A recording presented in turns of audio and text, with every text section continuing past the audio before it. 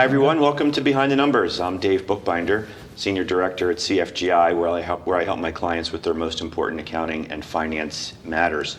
This is the program where we dig deeper to understand what really matters most in business. So welcome to Behind the Numbers. Today we're going to be talking about exit planning preparedness, and my guest today is Paul Visoki, who is the president of Stony Hill Advisors. Paul, welcome to Behind the Numbers. Thank you. Paul, tell the audience, if you would please, a little bit about who you are and Stony Hill, and then we'll dive in. Sure. Well, I'm the president and founder of Stony Hill Advisors. We are an M&A or mergers and acquisitions advisory firm, working primarily with small business owners. We work in the lower mid-market, which is defined basically as businesses more than $5 million in revenue. And in that category, we help them find a way to access the wealth they've created, usually over many, many years, 30, 40 years even, and in order to retire. If they can't get that wealth, it's hard for them to ever leave behind the company and move on to retirement. Yeah, so we were talking before we went on the air here about the preparing for the silver tsunami, right? The retirement of boomers and business owners. And you started to mention some statistics before we had to go live. Why don't you talk about that? What is this coming silver tsunami, Paul? Right. This is based on the demographics of the Census Bureau. Around 6 million businesses, small businesses in the U.S., are with 2 or more employees, are owned by people 55 years and older. 70% of them are owned by 55 years and older. So that's more than 4 million of those businesses. If they're 55 now, over the next 10 years, that's a lot of people needing to access that wealth and make that transition. And thus, we potentially have a silver tsunami of retiring business owners who may not ever sell their business and may close it instead. And if you look at the number of employees, if they were only 2 people per business, that's still 12 million people that have to transition. So, and it's likely 30 to 40 million of those people working in this segment of the marketplace. So there's a lot of people that are going to be impacted by this silver tsunami. Yeah, so very important topic. So pay attention, folks. Paul, what percentage of companies don't sell and why? You hear different estimates. It's between 20 and 30% is what I've normally heard. Yeah, and the biggest reason is they're not prepared to sell. If you're trying to sell your business or find someone who wants to take over and run it for you, you need to make it available for them to transition in a smooth and profitable way. If they feel there's a high risk that the business will not continue well, they won't touch it. And so how do you sell it to somebody who sells something that's not saleable, in effect? Yeah. So how do we do that? How do business owners make a saleable business? There's a number of simple things, but you should actually work with somebody who's a coach to help you do it, because and again, in this market segment, the business owner is the business. They've created it. They know how to do everything. They're very confident in their own abilities. And so they're in the driver's seat in so many parts of the business. And how can someone buy it and take over when they don't know all the customers, they don't know all the employees, they don't know all the processes, because nothing's prepared, documented, transitioned, internal. So the simple answer is make the business independent of you, and your business becomes saleable. That is something that I think most people probably find to be the greatest challenge, because it is their life, it is their baby, so to speak, and they're working in the business day to day. Correct. So there are 2 main factors that I've found. One is I'll call it the ego factor, that I know I can do it. I don't know if anyone else can do it as well as me.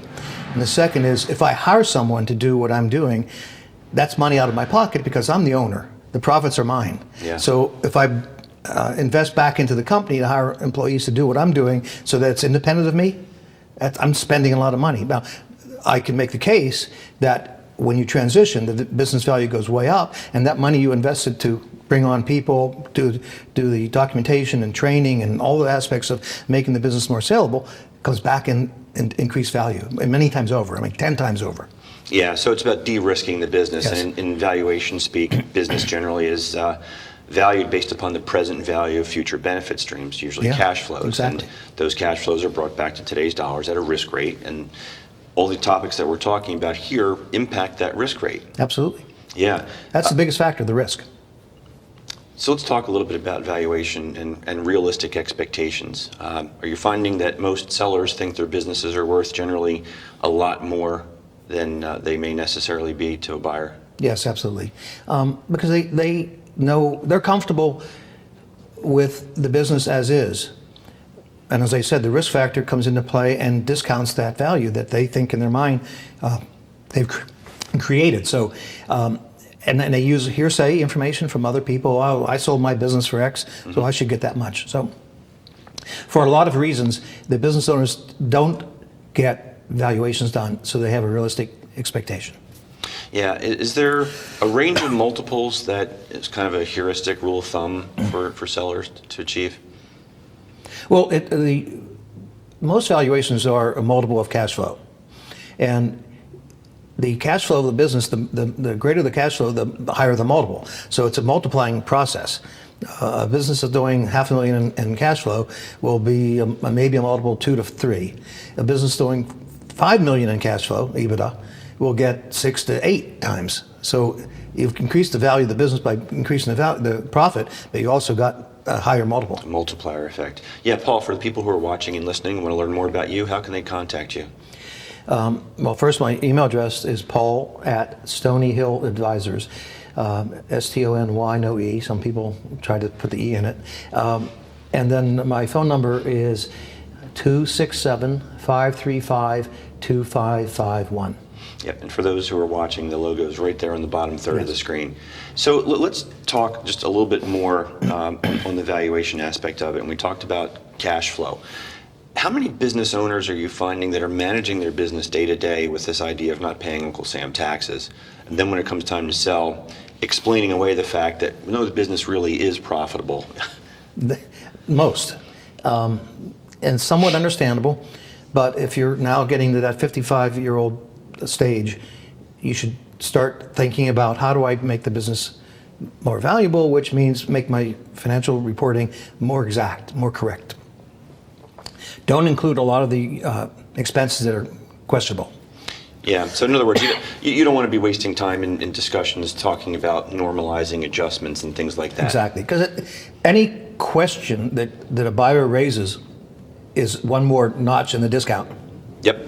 No, completely agree. Talk a little bit about family dynamics. I know this is a sensitive issue, but a lot of times these smaller businesses have family members who are on the payroll, may or may not really be contributing in that capacity. What's your counsel for business owners there? Well, transition from generation to generation, by the way, it's much less than it used to be, but it's something that should be treated as an arm's length transaction. If you expect your children to come over, or whoever, a cousin, doesn't matter, within the family, just take over and fund your retirement from the profits of the business, that's a tremendous risk, because recessions, catastrophes, changes in the marketplace, all can affect that, and you have no control once you've left the business and expect this other generation to fund your future. So it's better to make the transition arm's length. Now, that includes selling it to your family members, but don't just give it to them. Yeah, and if you've got family member on the payroll currently and they're not really doing the function that we'll call it an independent party might do, what's your advice for cleaning up the financial statements around those kinds of positions? Well, you again, when you're looking to make the transition, any buyer is going to look at your org chart, and if they go down the list and find out people who are getting paid for functions that are not necessary, they either have to get them off the payroll or it gets to be adjusted, because you can't count that as a reasonable expense. Yeah, so take a hard look at that. So when we talk about preparedness, how long does the process take? What's the timeline for getting a business ready? I recommend 3 to 5 years. You can start longer, way in advance of 5 years, but you should at least get started no later than 3. And who are the key people that business owners should be talking to in preparing for this? I mean, I imagine you work with a team of advisors? Correct. Certainly, someone who's doing exit planning like us. Yeah. Then their accountant becomes a party to the process of making sure the financial records are proper, including audits in some cases, because that's the purest way of determining a financial picture. Yeah. their attorney, and sometimes that also includes estate planning attorneys, because at the same time you're preparing a business for transition to someone else, you need to be prepared for your transition to your next life. And what are you going to do with the wealth that you now can access out of your company? What's your investment plan? Yeah, let's touch on that just a little bit in just a couple minutes we have left in this segment about what's next, day one after sale. Because I hear from so many people in the exit planning, investment banking community that when they're talking with would-be sellers, part of the biggest hesitation is that the sellers don't know what they're going to do after they retire. And they always add with, my spouse doesn't want me around the house full-time anyway. So talk a little bit about that from your psychologist perspective, because let's face it, when we're working with clients, it's always a little bit psychology as well. Well, one of the things, and I'll make mention of an organization you and I both belong to, Executive Leaders for Advisory Boards. You sell your company, you can still provide good advisory services to other business owners because you've been there and you've done that. And that's a good way to transition and make yourself still involved and important and fulfilled mentally. Yeah. So that's just one example, but you need to think about what can I do that I like doing, and you don't need to worry about the income so much typically if your business is valuable, but you need to worry about, does it make me, is this something I want to be doing? Yeah, exactly. Good time for a quick commercial break. We're going to come back after the break and we'll talk a little bit more about eLab that you mentioned. But for now, don't go anywhere. We're going to pay a few bills and we'll be right back. Hi everyone, welcome back to Behind the Numbers. I'm Dave Bookbinder, and today we're talking about exit planning preparedness with Paul Visoki, who is the president of Stony Hill Advisors. And before the break, Paul, you mentioned an organization that we do both belong to called eLab, or Executive Leaders for Advisory Boards. Why don't you tell the audience a little bit about what that organization does? Okay, great. The eLab was started to allow a group of us, there's I think 35 members now and growing, to provide our expertise as advisors to small business owners. These are private companies, so they're not board of directors per se, but they are key people that the business owner can turn to because by themselves they are it. They have no advisors typically, and this is one way we can help them. It does dovetail with our exit planning work because in some of the cases the business might be in that 5-year stage looking to exit. So it can help us direct the conversation in that way. But it's more than that. It's all about helping a business, whatever their principal issues are. It could be adding products, growing the business, personnel, benefit plans, all kinds of things that we in our group have experience with. Yeah, and the advisors also represent what I would call larger businesses rather than just what we're calling the smaller businesses here too. Right. So and nonprofits. Yeah, so a typical kind of a middle market, and that's defined loosely. So however you're defining it, a middle market type of a business is a candidate for eLab. And like you said, it's growth orientation, but it's also for companies that have hit kind of a roadblock or a fork in the road and wondering what their next move is going to be necessarily. So how can people get in contact with eLab, Paul, if they want to learn more about that? Well, there's a website. It's executiveleadersforadvisoryboards.com, I believe, or .org. .org, I think. .org, yeah. But that's one way, and certainly contact me or David. We can help. Yep, exactly. So let's jump back into a little bit more about the primary topic here about exit planning preparedness. How important is the availability of capital or market timing in the exit planning process? It's very important, and we're in a unique period right now. First of all, the last recession was now more than 10 years ago, and the historical cycle of recessions in this country is 9 years was the longest one before now over the last 60 years. So we're past the point where we should be expecting that. Thankfully, it's not yet around the corner, but you read many stories about it. So the recession is one aspect. It's going to impact the capital available. The other is interest rates are still very low. So any viable business that wants to acquire can get access to the funding they need in the markets, through the lending markets. And most of what we do is business-to-business transactions. They're strategic in nature. So the acquirer is another company that has a bank credit line typically, and they can use that access to acquire this other company that's looking to transition. So it's more strategic, and it also lends to higher values in many cases, because the synergies of one company merging with another and taking advantage of the benefits they get from that. Yeah. Let's talk a little bit about size. Size matters from the context Yes. that not every advisor works with every business, and you mentioned that you're working with, we'll call the smaller businesses, Right. at the lower end of the middle market. Talk a little bit about the fit, if you will, between the people that you serve and how you work with them. Good question. Each business is unique, and we try to get to know the business, and it's also similar to the exit planning process. We work with the business owner. It's not just about, okay, you want to sell, I can find a buyer, and it's all about the transaction itself. We try to coach the process and get the business ready and increase the value. So as a boutique firm, we're different than the big investment banks. They have more resources, but they don't give you the same care and attention that we think we do. Yeah, and I guess for a lot of the larger banks, the clients that you're serving probably they don't even give them the time of day. Right? They don't. Yeah, and like I said, size matters, and there's different providers for different businesses. Let's talk about the go-to-market strategy. How do you conduct the process? The process is, we call ourselves intermediaries and matchmakers. So we get to know our client, and then we find the likely strategic acquirer by direct contact. So we'll do our research, identify potential candidates, contact them directly, certainly under non-disclosure, and then see if there's an interesting fit, and then we start the dialogue between the buyer and the seller. So it is a step-by-step process, and in many cases we'll try to get as many potential buyers as possible, so that there's some competition, sometimes referred to as an auction, but it's not true in all cases, because certain businesses don't have a lot of potential buyers because they're unique. They might be a niche of their own. But we fit the scenario to that particular business that we're representing.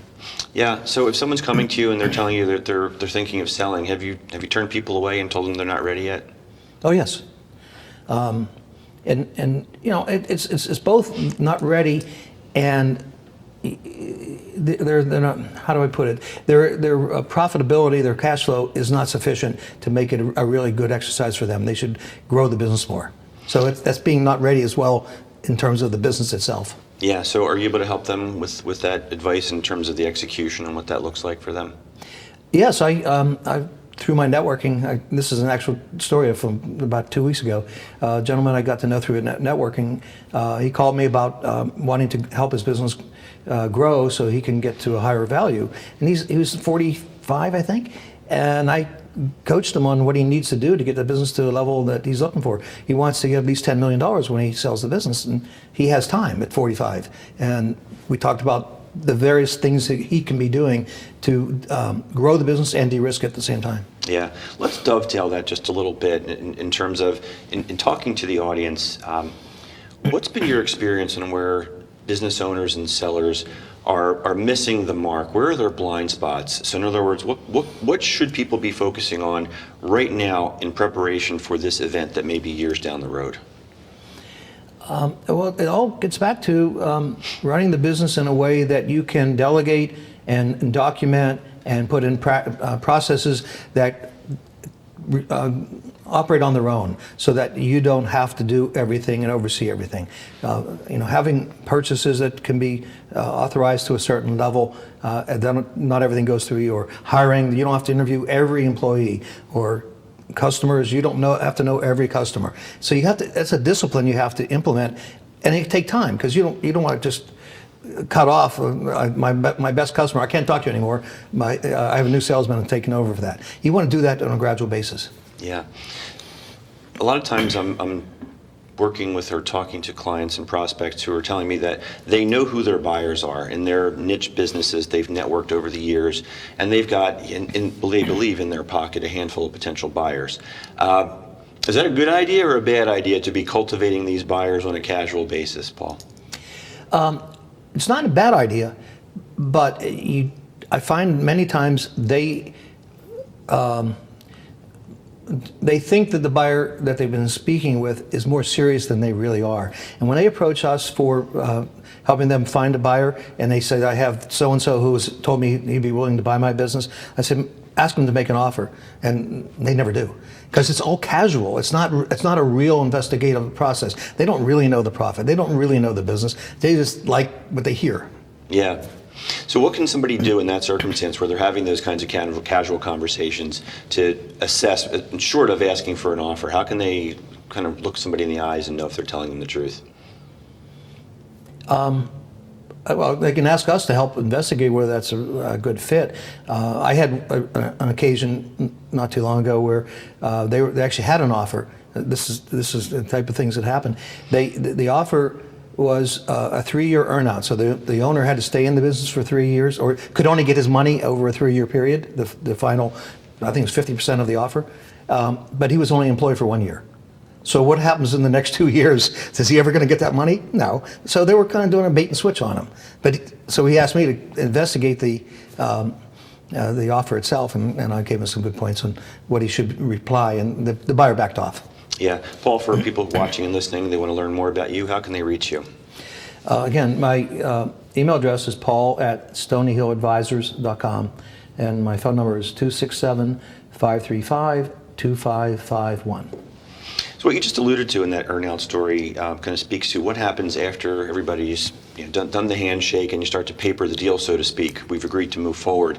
What happens, and why do deals not necessarily close once we've gotten to this letter of intent or definitive agreement? Where do things go wrong in the due diligence process?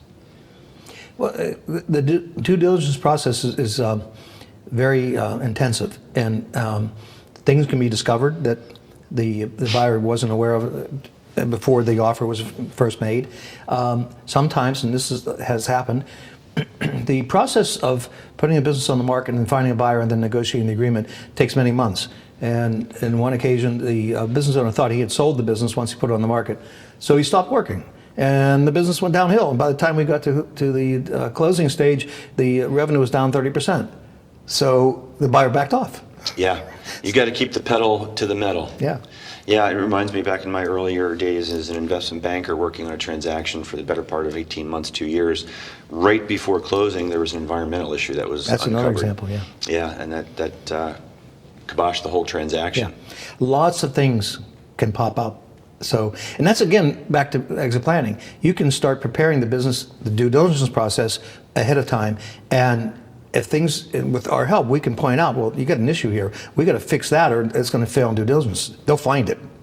Yeah. So, as a business owner, you may not be aware, but we can give you that insight because we're from looking at it from a different perspective. We're the outsider. Yeah. On your website, you have what we'll call kind of a white paper. Yes. That speaks to business owners. Can you summarize in just a couple of moments here for the audience what that entails and how people can find that if they want to understand more deeply what you're talking about? Great, yes. Well, we mentioned the term silver tsunami.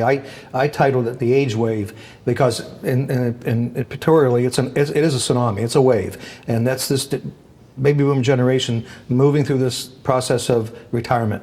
And the white paper discusses the basis for that issue coming up, and it talks about ways that business owner can start preparing and the methods of potentially exiting. And it's not strictly selling, and there are other good solutions like an ESOP. There are family transitions if you do it correctly, and so on. So there's other methods to make that exit, but so I cover all the bases. Yeah, and that's why I wanted to raise that issue, because we're focusing specifically here today on the selling of a business, but there are other options that buyers, or excuse me, sellers can be aware of. Yes. For their long-term strategic planning. Yeah, so it's on our website. You can click on it and download it. Great. So thanks for sharing that, Paul. And with that, we are out of time here on Behind the Numbers. So thank you for joining us. Oh, thank you. We've been talking about exit planning preparedness today with Paul Visocki, who's president of Stony Hill Advisors. My name is Dave Bookbinder, and if you'd like to contact me after the program, you can feel free to reach out. I'm on LinkedIn, Facebook, and Twitter. And if you like the conversation that you've heard today, please hit the subscribe button so that you're apprised of future episodes as well. We'll see you next time on Behind the Numbers. Take care. Is another great way to showcase your product during